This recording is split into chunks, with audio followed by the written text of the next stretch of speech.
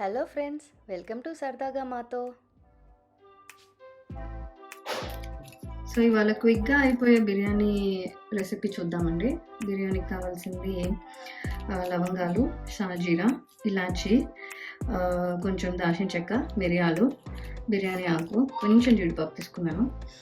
ఉంటే వేయండి, లేకపోయినా పర్వాలేదు. అండ్ వెజిటేబుల్స్ వచ్చి ఆలు, క్యారెట్, కాలీఫ్లవర్, టమాటోస్, బీన్స్ ఇలా సన్నగా కట్ చేసినవి, ఆనియన్, ఇంకా పుదీనా. అండ్ కొంచెం మసాలాకి కావాల్సింది పెరుగు, బిర్యానీ మసాలా అండి.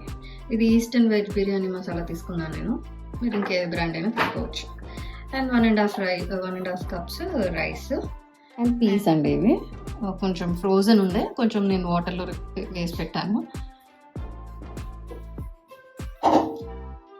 సో ఇప్పుడు వండే ప్రొసీజర్ చూద్దాము. నేను ముందుగా కుక్కర్ పెట్టానండి. కుక్కర్లో కొంచెం ఆయిల్ వేస్తున్నాను.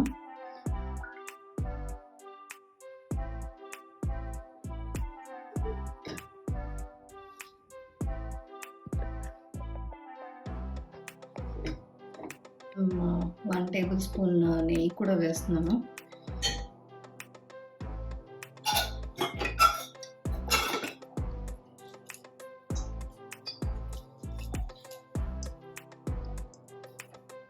కొంచెం ఆయిల్ వేడెక్కే వరకు వెయిట్ చేద్దామండి. ఇందాక చూపించిన మసాలా దినుసులు అన్నీ వేసేస్తున్నాను, కొంచెం ఈ జీడిపప్పు తప్పించి.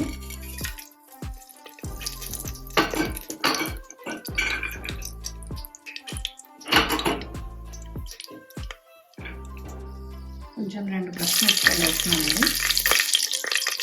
ఇందాక తీసుకున్న జీడిపప్పు,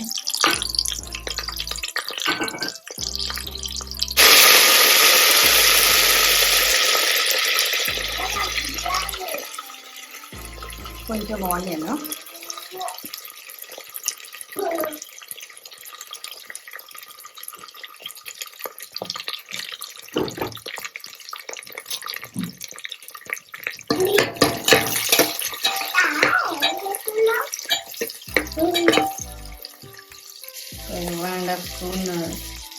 వన్ అండ్ హాఫ్ స్పూన్ ఇది అల్లం వెల్లుల్లి పేస్ట్ వేస్తున్నానండి.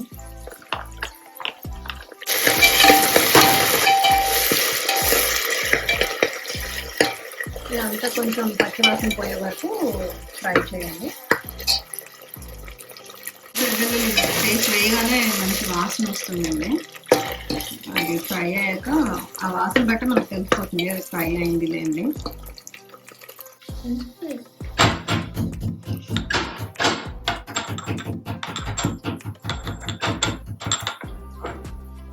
కొంచెం ఇలా క్రష్ చేసి ఒక 2 వెల్లుల్లిపాయలు వేస్తున్నానండి.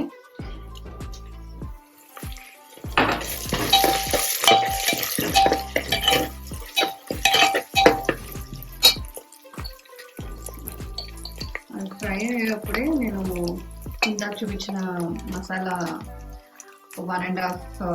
2 స్పూన్స్ తీసుకుంటున్నాను. 2 ఫుల్ స్పూన్స్. సో నేను ముందే వేస్తానండి మసాలా, ఎందుకంటే కొంచెం ఆయిల్లో ఫ్రై అయితే కొంచెం చాలా టేస్ట్ బాగుంటుందని. ఇప్పుడు నేను ఒక్కొక్క వెజిటేబుల్ వేస్తాను. సో ఇక్కడ నేను బీన్స్ వేస్తున్నాను.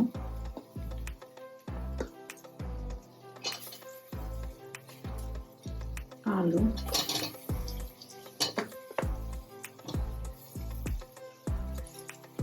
క్యారెట్స్,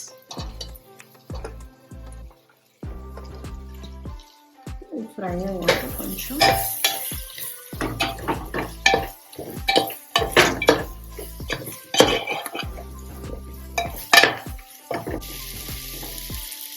కాలీఫ్లవర్ వేస్తున్నానండి.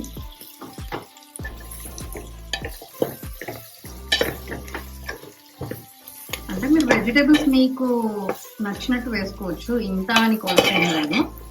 ఏ వెజిటేబుల్ ఎక్కువ ఏది ఉంటే ఆ ఒక్క ఐటెంతో కూడా చేసుకోవచ్చు.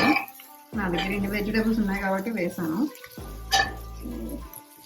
అలానే ఇందాక చూపించినట్టు టమాటోస్ కూడా ఇలా స్లైసెస్ వేస్తాను.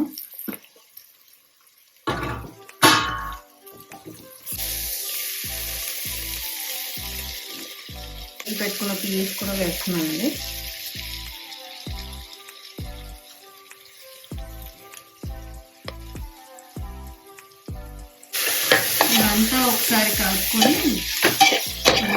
సిమ్ చేస్తున్నాను. ఒక 2 minutes అలా ఫ్రై అయితే చాలు.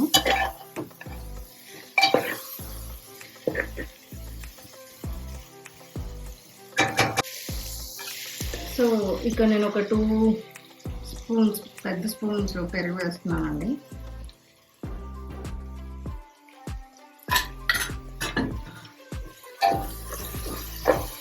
పెరుగు వేసేటప్పుడు స్టవ్ సిమ్లోనే ఉంచాను, అంటే అది విరిగిపోకుండా ఉంటుందని. కొంచెం కలిపేసి ఒక నిమిషం ఉంచాలి. హాఫ్ నిమ్మకాయ కూడా పిండుతున్నాను, టేస్ట్ బాగుంటుందని. సో ఏమైనా సీడ్స్ ఉంటే దీని మీద పడుతుందని దీని మీద పెడుతున్నాను.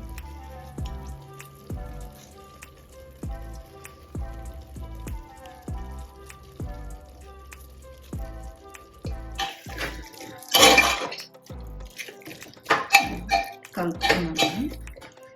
వేసాక సో ముందుగా కడిగి పెట్టుకున్న బియ్యము నేనేం నానబెట్టలేదండి, డైరెక్ట్ కడిగి ఇప్పుడే వేసేస్తున్నాను. 1.5 glasses బియ్యము.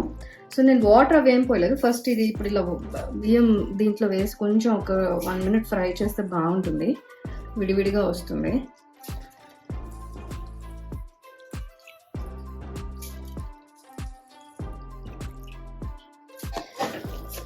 వేసిన బియ్యాన్ని కొంచెం ఇట్లా ఫ్రై లాగా చేస్తాను ఒక 2 minutes. అన్ని వెజిటేబుల్స్ అవన్నీ కూడా కలుస్తాయి. అండ్ ఇలా చేస్తే ఏంటంటే పైనకంతా వెజిటేబుల్స్ రాకుండా ఇలా మొత్తం రైస్తో పాటు బాగా ఉడుకుతుందండి.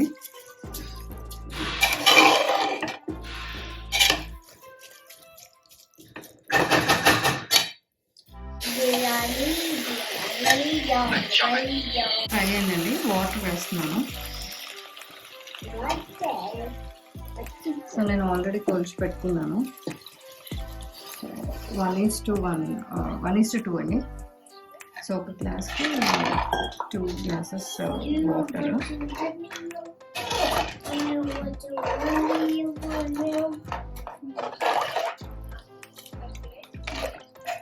సాల్ట్ వేస్తున్నానండి. సో ఒక 1 spoon, 1.5 spoon. సో మీకు సరిపోతుందా లేదా అని డౌట్ వస్తే కొంచెం వాటర్ టేస్ట్ చూస్తే ఓ మాదిరిగా సాల్టీగా ఉంటే అన్నంలో సరిపోతుంది. సో నేను ఇప్పుడు కుక్కర్ మూత పెట్టేస్తున్నాను. ఒక 2 whistles ఆపేస్తానండి.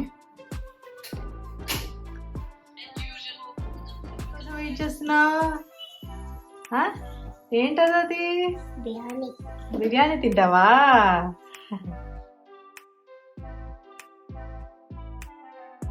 వచ్చాయండి అండ్ ఆపేసాను ఇప్పుడు.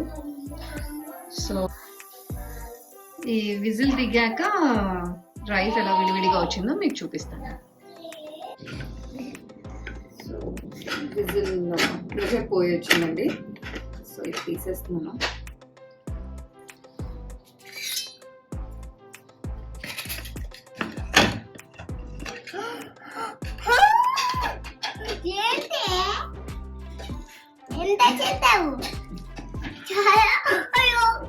ఇలా విడివిడిగా వస్తుంది, కొంచెం వేడి మీద ఉంది. చూసారు కదా, మా అమ్మాయి చాలా ఎగ్జైటెడ్గా ఉంది. అత్త చూసావా, బాగుందా బిర్యానీ?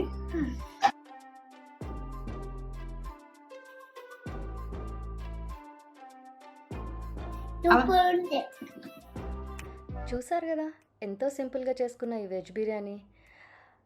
ఇలాంటి రెసిపీస్ కోసం మా ఛానల్కి సబ్స్క్రైబ్ చేసుకోండి. Thanks for watching.